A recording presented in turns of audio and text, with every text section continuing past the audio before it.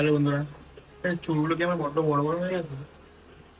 মা বলছে চুলগুলো কাটতে, না হলে ভাত দেবে না বাড়িতে।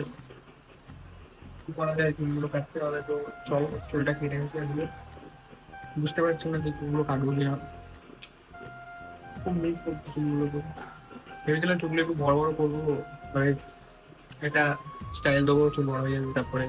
কিন্তু মা বলছে বাড়িতে চুল না কাটতে দিলে বাইরে থাকতে দেবে না।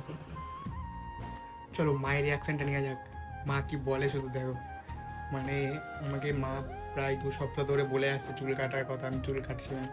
তো মা এবার মনে হয় খুশি যাবে আমার উপর, আমি এবারও বলবো যে চুল কাটবো না। ওই রিয়াকশনটা কেমন হয় দেখো শুধু। সকাল থেকে চিল্লাচ্ছে।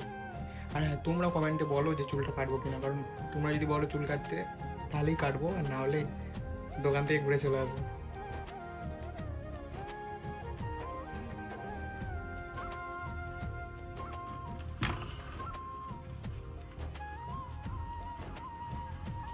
মা, মা, হ্যাঁ, কি আছে? মা বলছি চুলটা কাটতে হবে। কেন কাটবি না কেন? তোকে 2 সপ্তাহ ধরে বলছি চুলটা কাট। কাটবো না, ভালো লাগছে না কাটতে। এই, তোকে দেখ, এবার আজকে লাঠি দিই, তোকে যদি না পিটাই তাহলে 2 সপ্তাহ ধরে চুলটা কাটতে বলছি আর তুই কাটবি না করছিস। যা, চুলটা কেটে আয় আগে। তোকে সবাই দেখছে। চুল কেটে আয়, নাহলে দেখ আজকে তোকে ঢুকতে দেবো না। মোবাইল তো টান মেরে ছুঁড়ে ফেলে দেবো। তাহলে টাকা দাও, টাকা দাও, 200 টাকা দাও। 200 টাকা? চুল কাটতে 200 টাকা তো কে বলেছে? 200 টাকায় লাগে এখন চুল কাটতে সব জায়গায়। আর চুল এমনি মুখটা একটু ফেসিয়াল করবো, কালো হয়ে গেছি।